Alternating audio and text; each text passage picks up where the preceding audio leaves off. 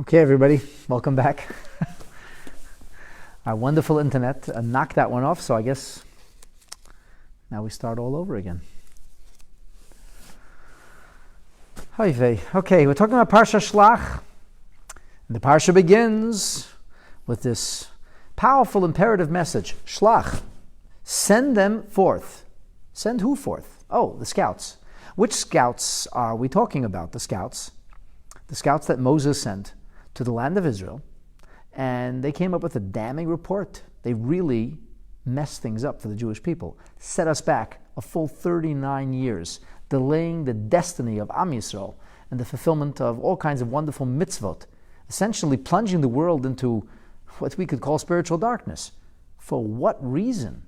Well, that's the discussion or the study of this Torah portion, and we can see how and why the Meraglim made their mistake. But we're going to talk about the opening verses of Parsha Shelach. And the opening verse of Parsha Shelach begins with what seems to be a very positive imperative. God says to Moshe Rabbeinu, Vayidaber Hashem Moshe, Shelach lecha anashim. Knock yourself out, Moses. Send those scouts, send those spies, reconnoiter the land of Israel. Well, if this is a divine command, why doesn't it say Shelach anashim? What's about Shelach lecha? So Rashi says, well, this is l'daitcha. This is by your own idea. If you wish, in other words. If you wish, you can do this. I didn't tell you to do it. But if you want, ani einei mitzava lecha. I'm not telling you what to do, said the good Lord. I'm not telling you what to do. Im tirtza, if you want, no problem. Shlach, then send.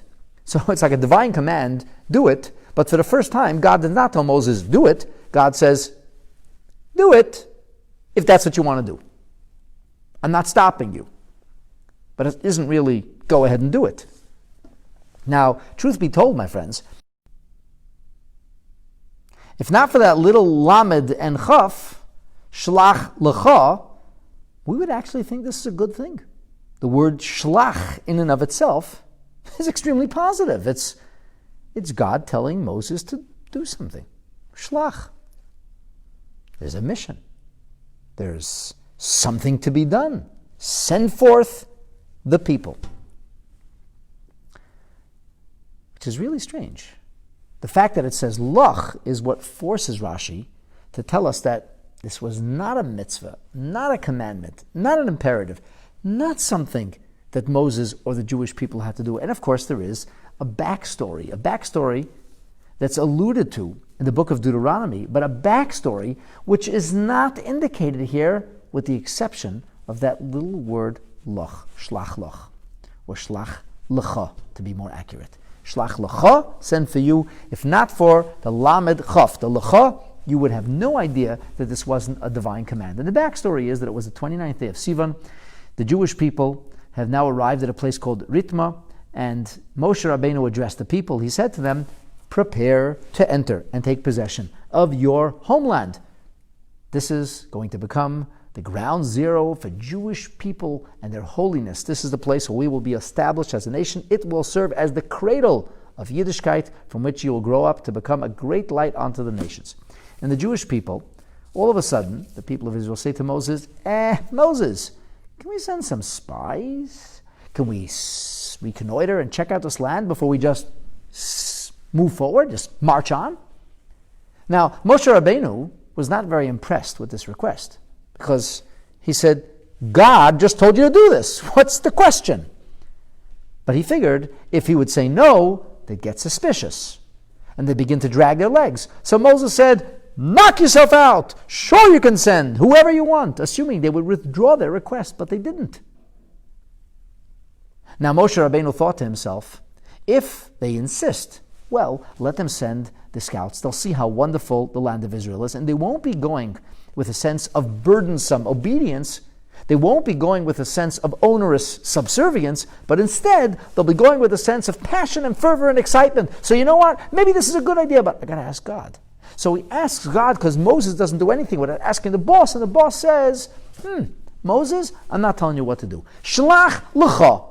Send them, but for you do as you please if you think this is a good idea.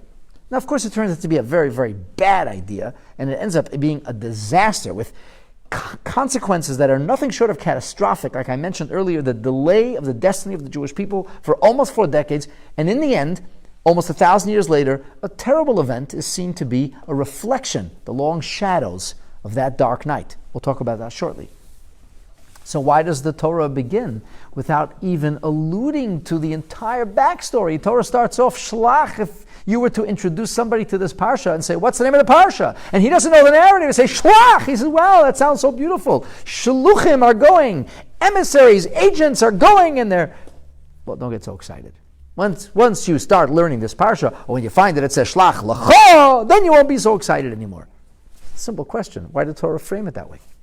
Nobody really asks this question. Nobody really answers this question.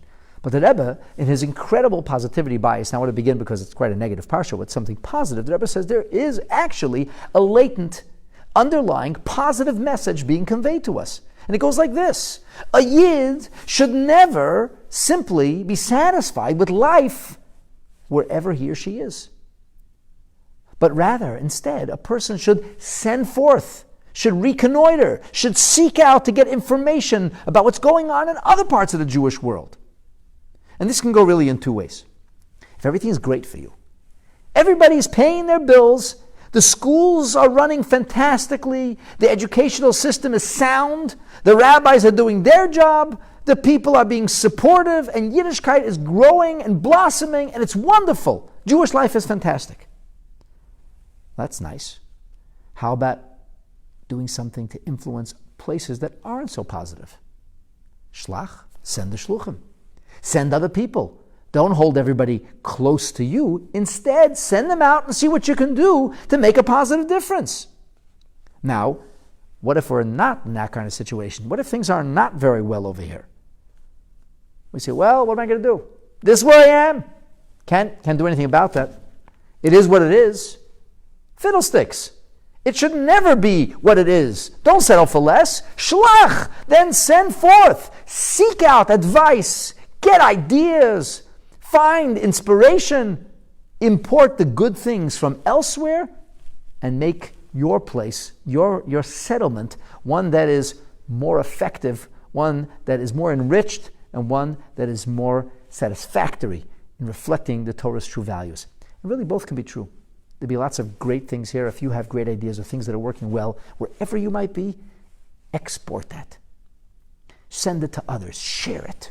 And at the same time, if there are things that aren't as good as they should be, and you don't have a solution in hand or nearby, seek it out. And it's only when we, Jewish people, remain in touch with each other. Each community has its strengths and its weaknesses. We all have our heroics and our foibles. And only by helping each other, and only by staying in touch with each other, and only by being willing to travel outside of our own orbit and reach across the message of Shlach, send forth, can we reach and fulfill our own destiny and make our part of the world the godly, beautiful garden that it is intended to be. And that's the positive message of Shlach. And there is some other slightly positive elements, for example, Shlach Lacha. Shlach Lacha, well, there is something positive that ends up happening over here. Lacha means it's for you. And the Kli Yakar says, just like Lech Lacha means Lacha, L'toivascha u'lahana'ascha, God tells Abraham, go on this journey, it'll be good for you. This was good. It was not good for the Jews. But it was good for Moses. Because Moses was not going to enter the land of Israel. And if they were going to be entering in a couple of days, guess what that would mean for Moses? Well, according to the Kli Yakar, he wouldn't be living anymore. So he gets an extension on life and lives for another 39 years. Good for Moses, not good for the Jews. According to the Tzur Hamor, good for Moses, not good for the Jews.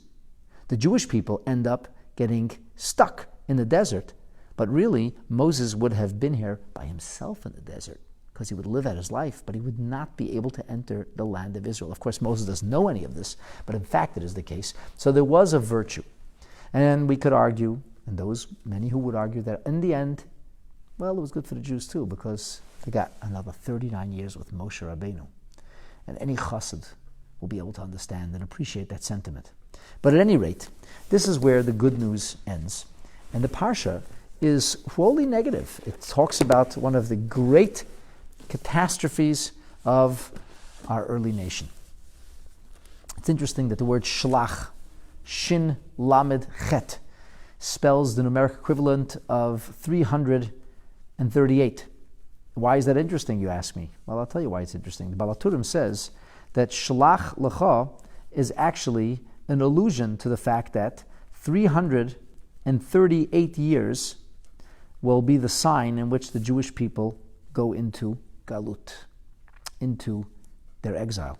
Because in the year, and I want to remind everybody that here we are now in the year 2449. In the year 3338, the first Beit HaMikdash was destroyed, and the Jewish people were sent into exile.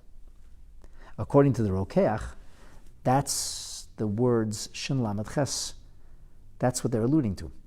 It seems to say that once we get to the third millennia, now we're in the sixth millennia, but once we get to the third millennia, and where we're in the year 338, that's where everything collapses. And the Jewish people, unfortunately, go into exile. And the sun sets for us. We go into a very dark night, from which we almost didn't emerge because just at the tail end of that exile, we were slated for genocide. The end was a very positive, a very wonderful turnabout. And turnabout was fair play on Purim. But it almost didn't happen that way. And this fits very snugly with the words of our sages in Masechet Tanit on page 29. This idea is also talked about in the Gemara, Masechet Sanhedrin on page 104, where it says, on the pasuk, Vatisa kol ha'eda, vayitnu et kolam, vayivku ha'am balayla hahu. This is found in Numbers, chapter 14, verse 11.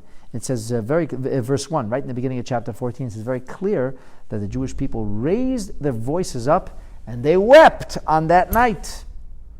Says the Gemara, Amar Rabbi Yechanan. Rabbi taught in the name of the great sage of Jerusalem, Rabbi Yechanan, Oisoy Laila Leil Tisha B'Av Hoya. That night was, you guessed it, the night of Tisha B'Av. The night, the eve, the saddest day on the Jewish calendar, when we lament the destruction of the Beis HaMikdash. So Shlach, which has a positive connotation, also has an extremely negative connotation, and that is the negative connotation of the long-term impact, or the long shadow, this notion of the Jewish people not wanting to go into the land of Israel, crying the night. And as the Medrash says, God says, you cry, I'll give you something to cry about. And that night has been a weepy one ever since. So Shlach does begin with a less than positive message too, and its general message is of a terrible disaster. Now there's a very, very interesting Yalkut Shimoni that says, Moshe Rabbeinu said, I'm not doing this. I don't want to send spies. Why should we? And the people said, you told us in the name of God that when we would come to the land of Israel, we would find great wealth, and that would be ours. We were supposed to inherit it. Moses says, yes, that's true. And they said, well, what do you think is going to happen? They're going to bury all the wealth because they know we're coming, and we should go now and find out where they're burying it, so when we come, we can find the buried treasure. They weren't entirely wrong. Wealth was buried, but not at this point. That happened over the next 39 years. And that required, at some point, a strange discoloration of walls called sarat. We talked about this several weeks ago in our Torah studies. We talked about the idea of houses, or specifically foundations, having to be broken open to reveal buried gold treasure. But at any rate, Moshe Rabbeinu says, so that's why you want to go? He says, yeah, that's why I want to go, to fulfill the will of Hashem. I guess if that's the case, you're doing this because you want to do a mitzvah, it's got to be a good thing. And that's why Moshe Rabbeinu said, V'yachparu lanu es haaretz, which means you scout out or reconnoiter the land, but the word yachpar also means to dig out the land. So he says you'll find all the hidden places where they're digging all these buried treasures. At any rate, it's not a good story. It's not a good story. It's a story of people who are sent on a mission by Moses, and they fail miserably. He told them, go to the land, bring us back a report, and then we were supposed to go straight into Eretz Yisrael, and they came back and they said, it's a beautiful land, milk and honey. Don't you think for one moment it could ever become ours? They'll eat us for lunch. Monsters live there. It's a land that devours its inhabitants. A bad, bad idea. Remember Amalek? And the people winced. Sure we do. Well, they live right there. Those are your neighbors. You'll meet them on the way in. And they continued to hurl all kinds of terrible opinions about the land of Israel until the people began to wail and kvetch and cry and say, no way we're going to go into the land of Israel. By the way, this was all the men. The women did not rebel. The women did not kvetch. This was a male wailing. And the males all died. But the women all made it. But that's a story for another time. And so I want to focus in today's class, this is just a little bit of an introduction, to the opening words of Rashi's commentary. Rashi's commentary, which on the surface seems sort of out of place. Rashi says, Shelach Law Order, send for yourself these men.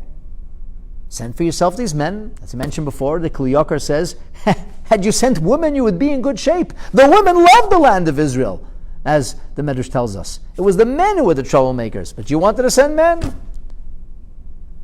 And this is your idea, Moses, so knock yourself out. Do as you please. I didn't tell you to do this. But instead of Rashi asking, why don't we hear the backstory? Why don't we hear that they make these demands of Moses? Rashi doesn't say that. Rashi says, Lama nismecha parshas meraglim parshas Miriam. Why is it that one story, one narrative followed the next? Why is it that we hear about the story of Miriam, and I'm hoping you join me last Wednesday when we did Parsha Climaxes, and we learned all about Miriam. And if you didn't, I sincerely suggest you go back and watch that class because it'll give you a much better understanding of what we're about to talk about now. So Rashi begins with that proverbial question, very unusual. Lama nismecha. Why was this Parsha of Meraglim close to the Parsha of Miriam? We talked about last week why Rashi begins with a question, but last week the question really had place because, after all, the story of Bahalotcha is a narrative or divine command that comes much earlier. It's kind of inserted in a strange place. So Rashi says, why did the Torah choose to insert it here at this point, chronologically out of order? But there's no lack of chronology here. This is where they are. It's the 29th day of Sivan. They're ready to head into the land of Israel. They want to have spies. They want information on what's about to come their way. So Rashi begins and he says, Lama nismecha. Why is it that one story followed the next? As if we're supposed to be understanding that it's like a domino effect. One story followed the next. So Rashi says, I'll tell you why. Lefi shaloksa al iske diba. Because Miriam suffered by virtue of the use of her words. She spoke slanderously about Moses. She judged Moses unfavorably. And then she went to Aaron and said, Moses is the troublemaker. We got to fix this problem. Moses doesn't want to live with his wife. Who does he think he is? Dibra ba'achia. And if you'll remember, or if you didn't watch the class, go back and watch it. Miriam had every best intention. She was defending her sister-in-law. She said Moses is doing something which he's overreaching. And it's not necessary to separate from your spouse because you're a prophet. I'm a prophetess, you, Aaron, are a prophet, and we didn't have to separate. Moses shouldn't have separated. Of course, she made a very big mistake of making assumptions. Bad idea. Your prophecy is entirely different, said God, as he demonstrated to them in a very graphic way.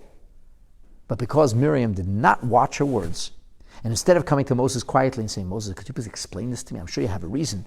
Instead, she immediately assumed the worst and went to talk to Aaron about the problem Moses was creating.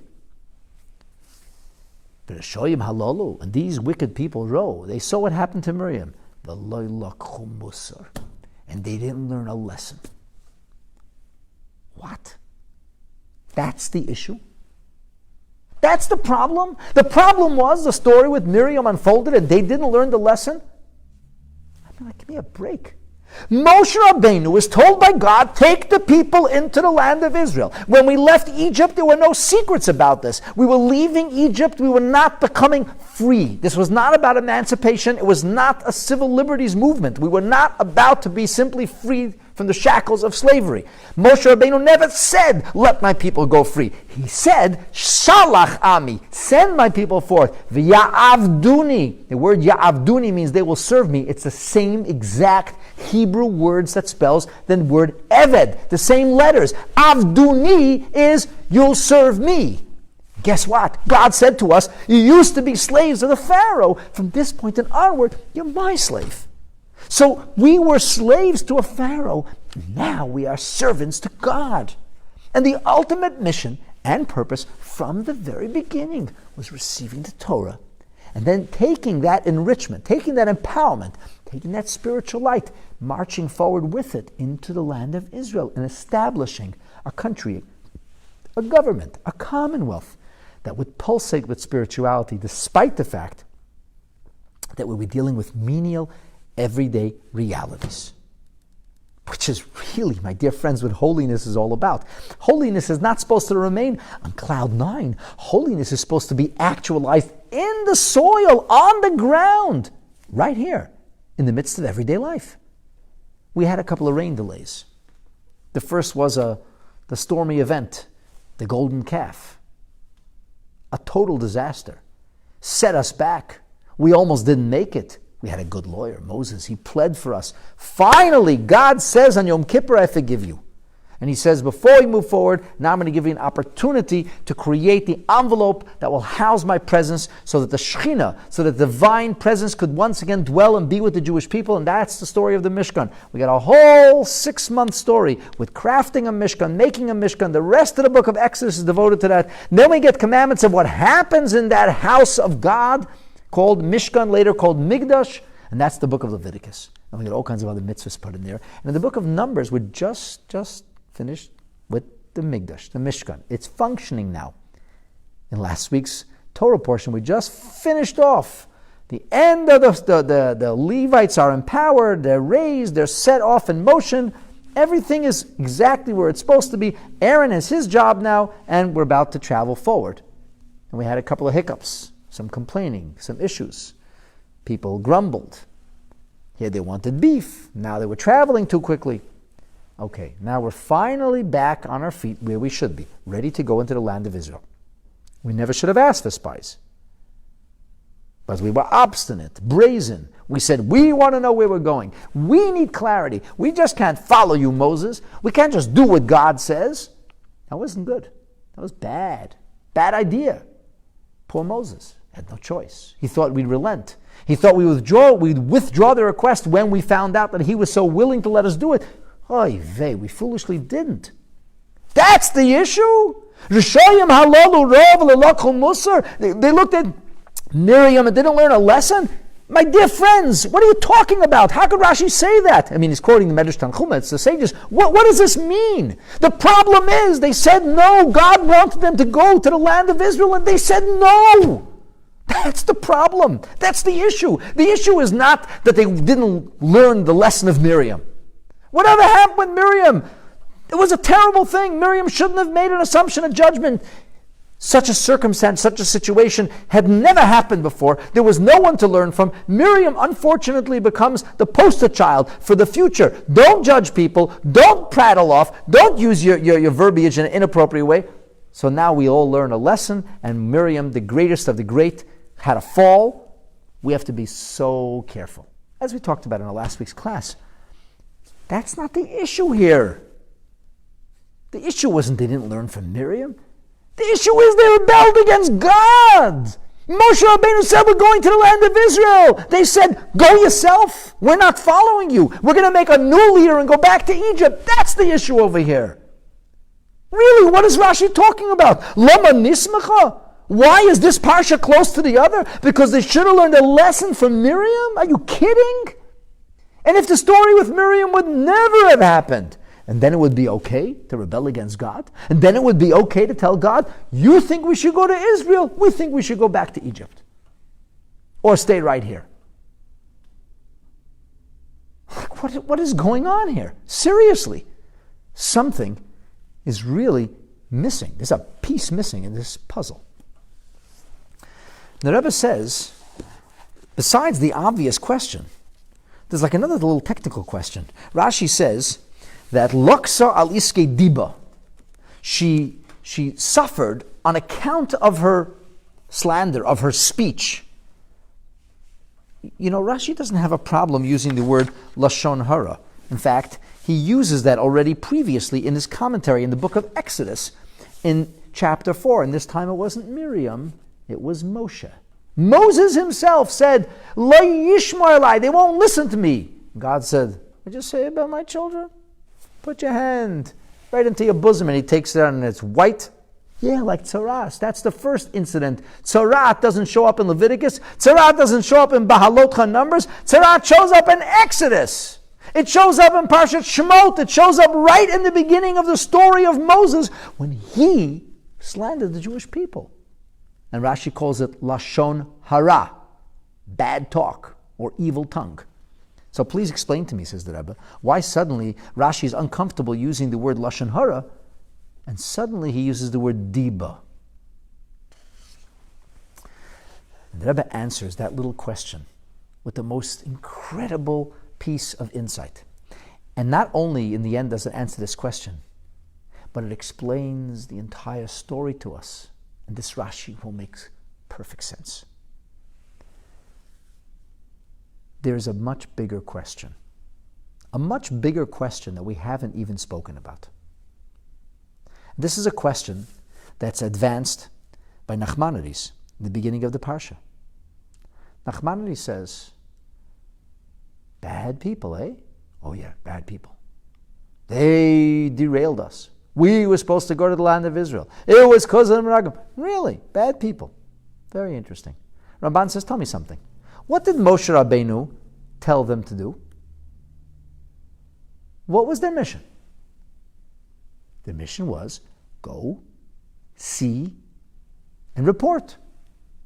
And what did they do? They went, they saw, and they reported. So what's wrong with that? What's wrong with that?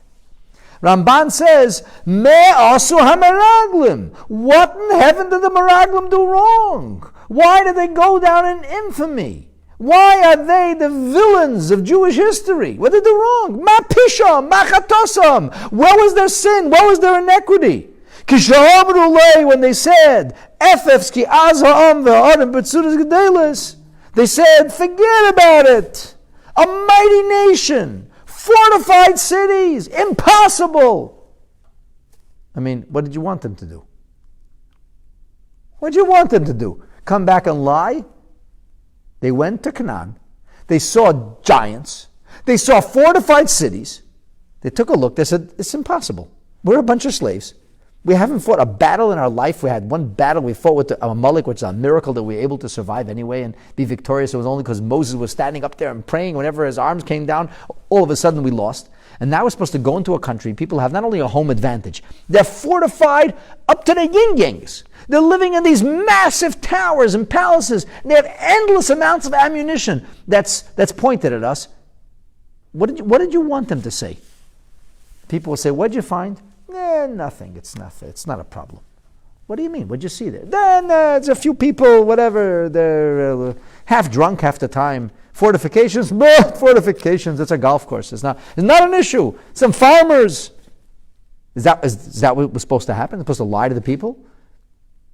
Moses said, go and tell us what kind of cities you find. Are the cities fortified or not? So they came back and said, the cities are fortified. He said, tell me, what kind of people live there?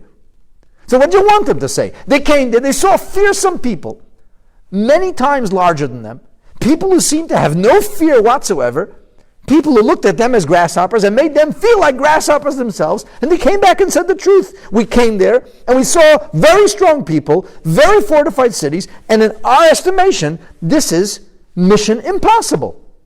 We're heading for national suicide. You asked them to go, to look, to see, to report. They did that. So what do you want from them? That's Nachmanides' question. It's a very powerful question.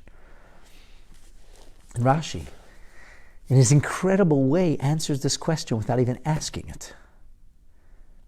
Tell me, my friends, Miriam, did she say something untrue?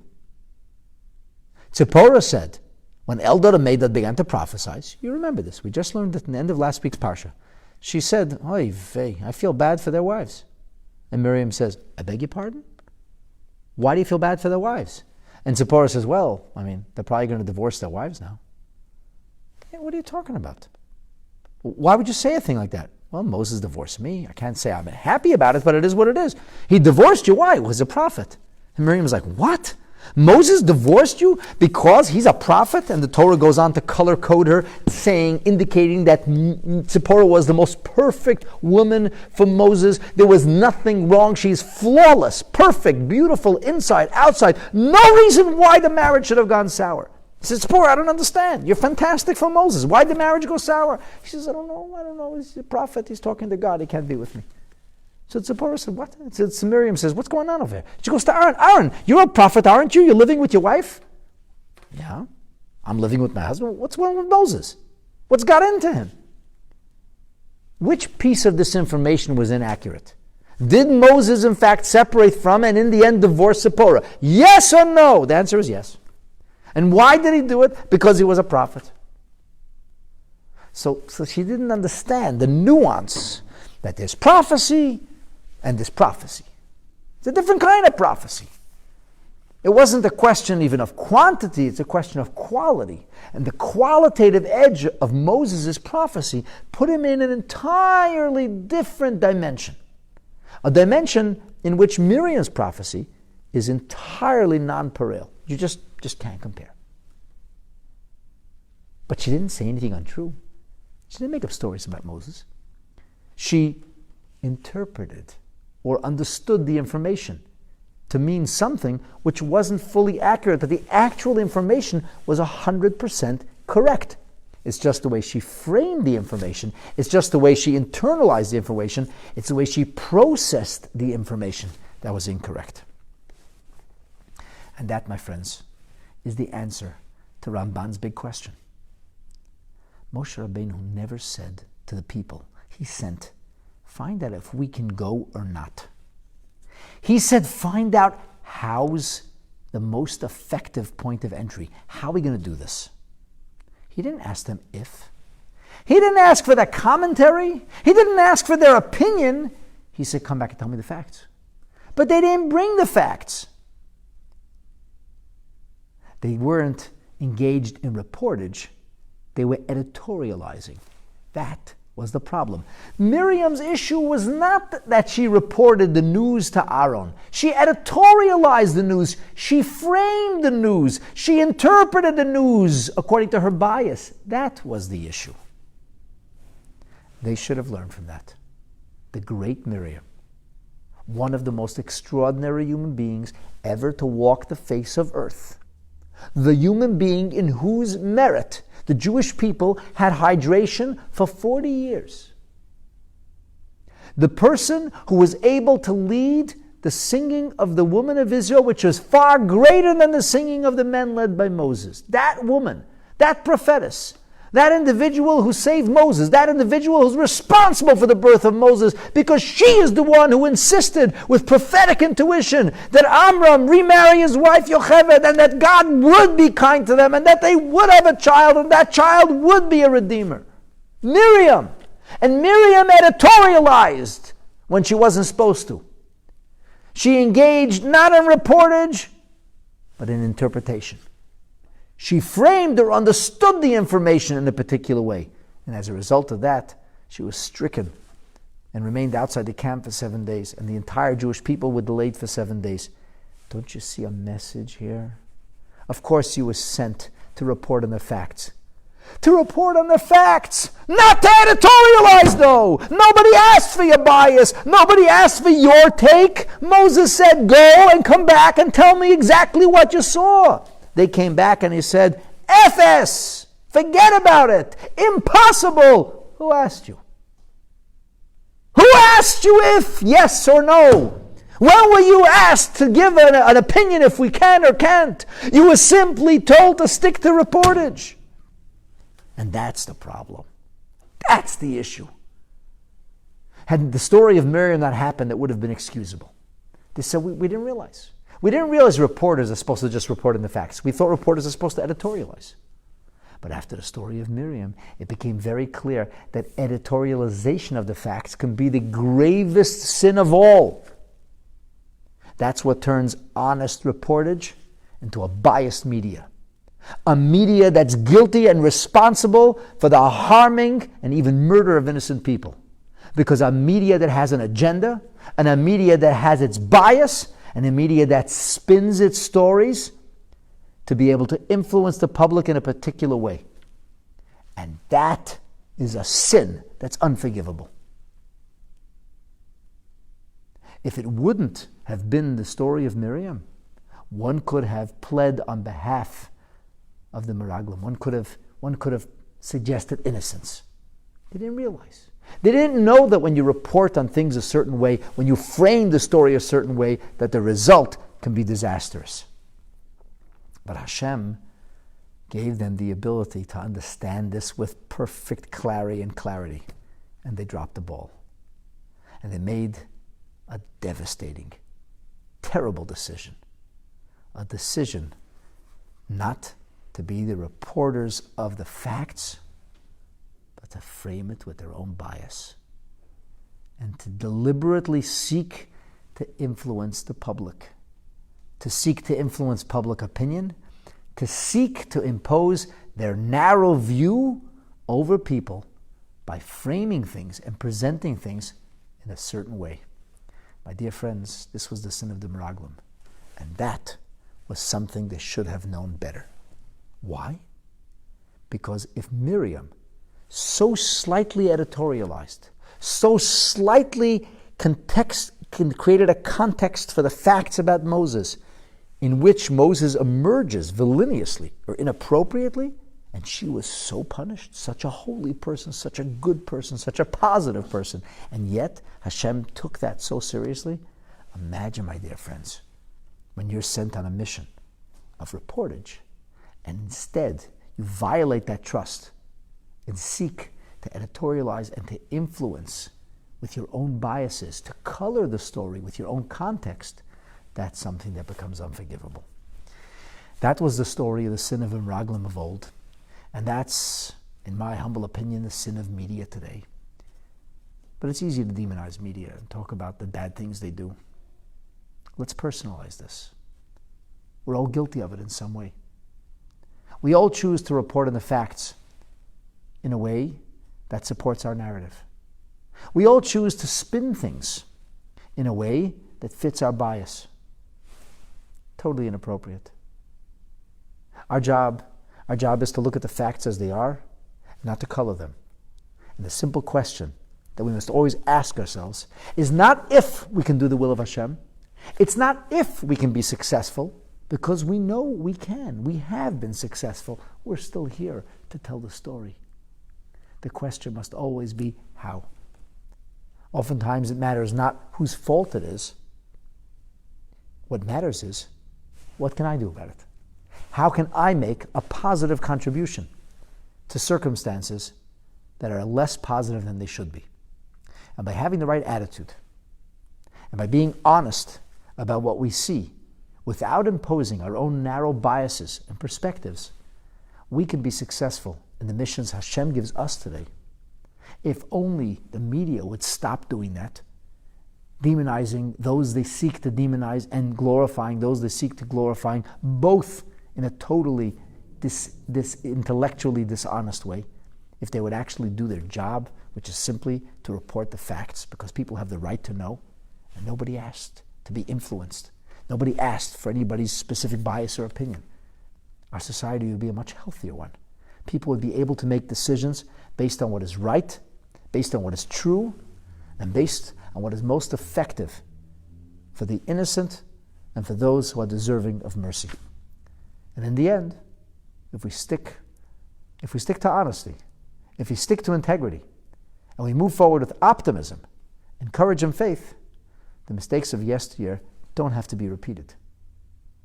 And hopefully, as a result of us together learning these lessons, the lessons that jump off these pages from antiquity, but are really not historical in the sense that they are yesterday's news, but rather dynamic.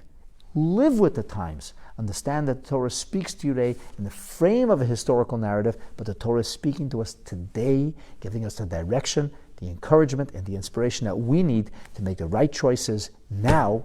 Hopefully we'll make the right choices will do the right thing, even if it takes a little extra courage, even if it takes a little extra inner stamina and strength.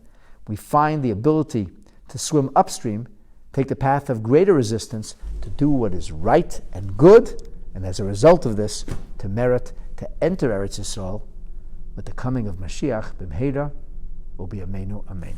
Thank you.